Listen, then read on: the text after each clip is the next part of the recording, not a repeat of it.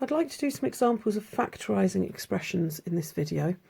I'm only going to look at expressions that factorise into a single bracket. Now, whenever you see the word factorise, that is a very important word, and that is a word that you will see in exams or anywhere else. Factorise means you're doing the opposite of expanding brackets. So you're putting something into brackets, and it's about thinking about factors. You will end up with two things that multiply together to give you the original expression. So if we look at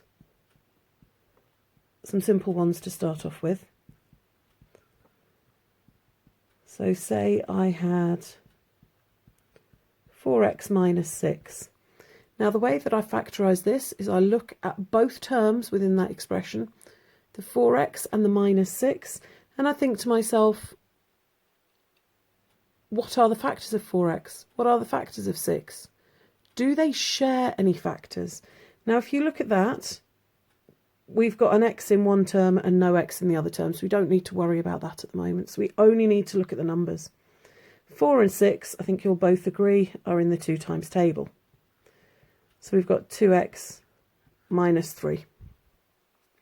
2 times 2x gives me 4x, 2 times 3 gives me the 6. If I had 15x plus 25, again, it's only the numbers that could have common factors, and you can see that I've got 15 and 25. They're both in the 5 times table, which would be 5 outside the brackets. What do I multiply 5 by to get 15x? 5 times 3 is 15, so 5 times 3x is 15x. What do I multiply 5 by to get the 25? I multiply it by 5. And those are possibly the simplest ones you will see. It can get trickier. So if you were to look at something like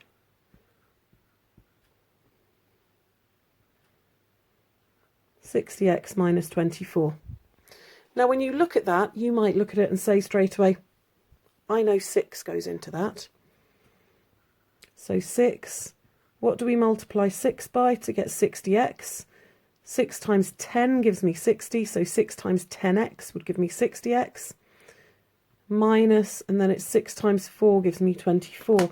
At this point I need to stop and look at that, and I can see that there is still a common factor. 10 and 4 have a common factor. So I haven't factorised it completely. And I need to carry on, and I need to factorise what's in those brackets. So I'll say that I've got 6 times by, and then I factorise that. So if I'm going to factorise that bit there, 2 goes into 10x and 2 goes into 4.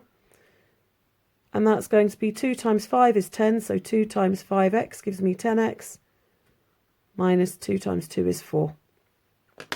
And then I finish that off by saying 6 times 2 is 12 into 5x minus 2. You may well have spotted that, and you might well say, well, I could see that 12 was a common factor, and that's fine, that's fantastic. But try to always have the habit of checking to see if there are any common factors in your bracket, to make sure that you have factorised it fully. Another type that you might see is if you had, for example, x squared plus 7x. What you'll notice there is that there are no common numbers, but what we've actually got is we've got an x in both terms. So you take the lowest power of the x, or whatever the letter is. The lowest power goes outside. We've got x times x gives me x squared, plus x times 7 gives me the 7x. If I had 3p squared minus p, again, there's no common factors between the 3 and that coefficient of 1 there, but I've got a p squared and a p, so I'll put p outside. P times 3p gives me 3p squared, and p times 1 gives me the p.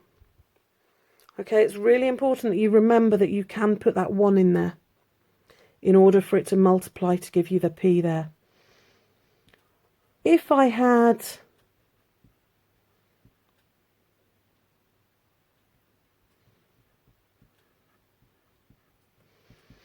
4x cubed plus 8x, here I consider the numbers and the letters separately. So I look at the 4 and the 8. 4 goes into both of them, so I'll put a 4 outside. That's from the 4 and the 8. Then I look at the x cubed and the x, and what I do is I put the lowest power of x outside the bracket. And I say, well, 4, I've got 4 there, so I could put a 1 in there, but do I need to? X times something gives me x cubed. X times x squared, if you remember your indices, gives me x cubed. I wouldn't write the 1 in front because if you remember, we don't ever tend to write the coefficient of 1. It is assumed that it's there. And then we've got 4 times 2 gives me 8. And I've got the x there, so I've got 4x times 2 will give me 8x. Okay. Last one. If I had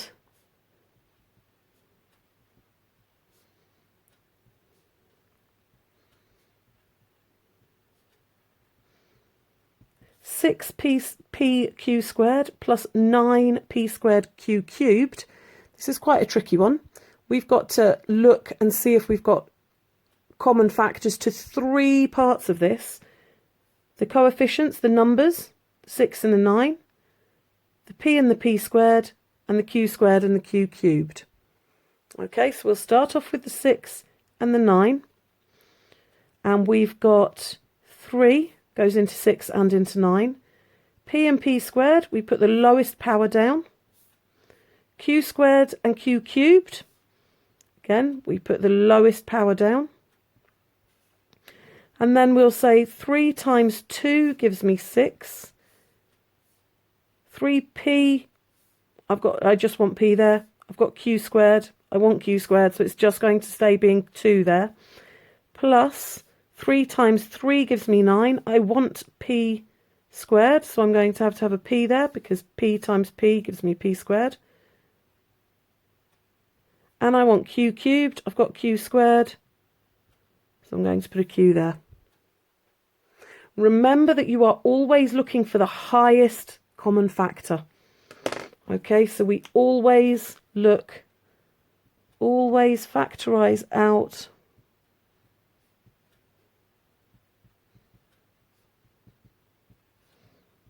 the highest common factor.